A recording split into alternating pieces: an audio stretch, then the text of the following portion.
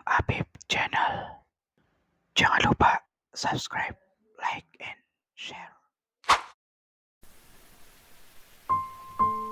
Nama Presiden keempat Republik Indonesia, Kiai Haji Abdurrahman Wahid, sangat populer di Indonesia bahkan di luar negeri.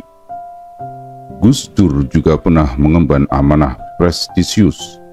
Ketua Umum PBNU tak hanya sekali, Gus Dur merupakan Ketua PBNU 3 kali secara berturut-turut.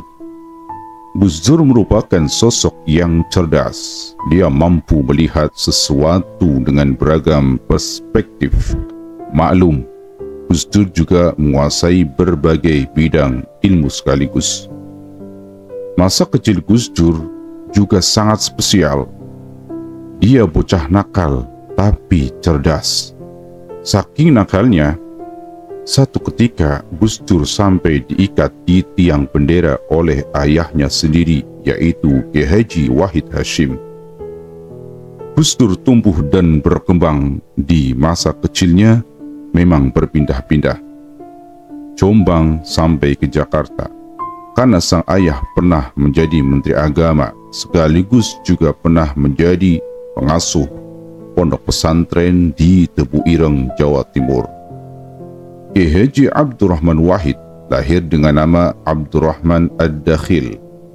Ad-Dakhil berarti sang penakluk. Kata Ad-Dakhil tidak cukup dikenal dan diganti nama Wahid, dan kemudian lebih dikenal dengan panggilan Gus Dur. Kiai Haji Abdurrahman Wahid lahir pada hari keempat dan bulan ke-8 kalender Islam tahun 1940 di Den Anyar, Jombang, Jawa Timur, dari pasangan Kiai Haji Wahid Hasyim dan Nyai Sholihah Bisri. Sejak kecil, Gus Dur dikenal sebagai anak yang aktif, bahkan hiperaktif, tidak bisa diam, dan sangat bandel.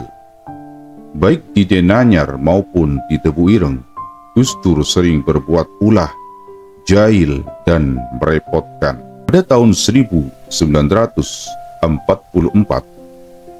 Gus Dur pindah ke Jakarta karena sang ayah diminta menjadi ketua pertama Majelis Syuro Muslimin Indonesia atau kita kenal dengan Masyumi. Pada tahun 1945, pasca kemerdekaan, keluarga Gus Dur kembali ke Jombang. Namun tahun 1949, setelah perang melawan Sekutu selesai, kembali lagi ke Jakarta karena ayahnya, Kiai Haji Wahid Hasyim, diangkat menjadi Menteri Agama Republik Indonesia.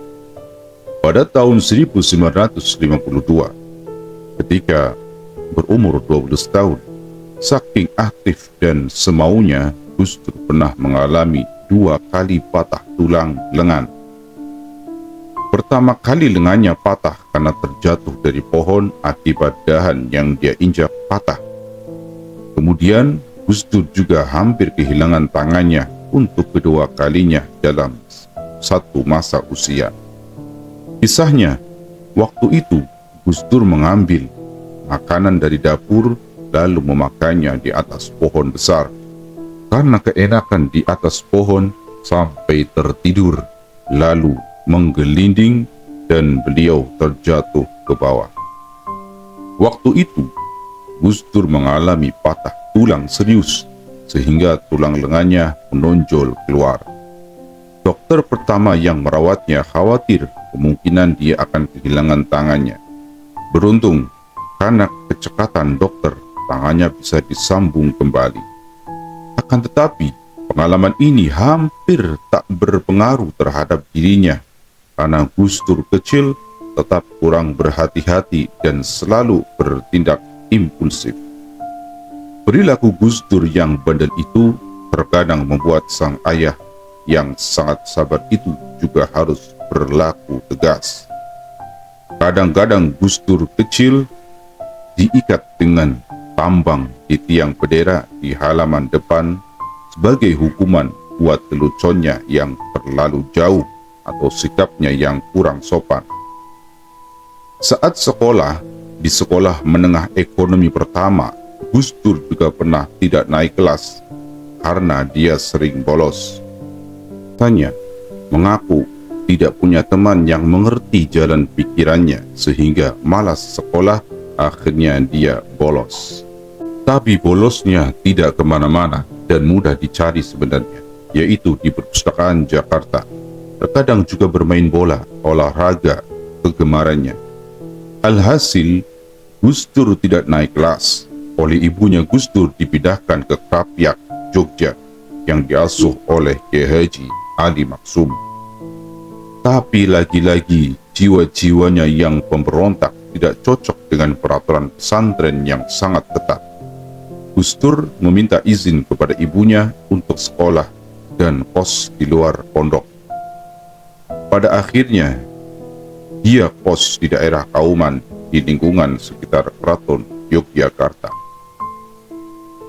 Ketika Gus Dur remaja, beliau tinggal di rumah Haji Junaid, seorang tokoh organisasi Islam Muhammadiyah. Haji Junaid merupakan sahabat dekat Wahid Hashim, ayah Gus Dur saat nyantri di Termas Pacitan. Benar saja, sejak kos di luar pondok itu, Gus Dur semakin giat belajar.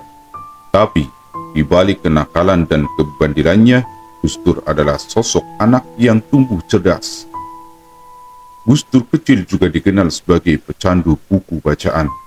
Beberapa kali Gus Dur ditegur oleh ibunya soal kebiasaannya membaca buku yang terlalu. Nyai Solihah meminta putranya itu untuk mengurangi membaca agar matanya tidak sakit. Gus Dur saat itu baru berusia 10 tahun dan sudah membaca novel-novel dengan tingkat sastra yang sangat tinggi. Soal mata, tidak bisa dipungkiri. Sejak kecil Gus Dur sudah mulai memakai kacamata dan saat dewasa gangguan kesehatan matanya semakin memburuk. Gus Dur memang maniak membaca. Dia benar-benar memanfaatkan perpustakaan pribadi ayahnya. Sudah dilahap semua dan merasa kurang. Ia kerap berkunjung ke perpustakaan umum di Jakarta. Itu, dia sudah akrab dengan buku-buku serius dari filsafat, cerita silat, sejarah hingga sastra. Kecerdasan pikiran yang liar dan kritis itulah yang membuat Gus Dur tumbuh menjadi pribadi yang penuh semangat dalam mendobrak tatanan.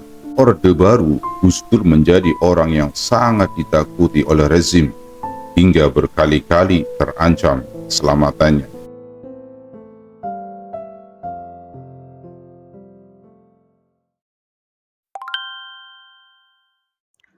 Kang Apip Channel.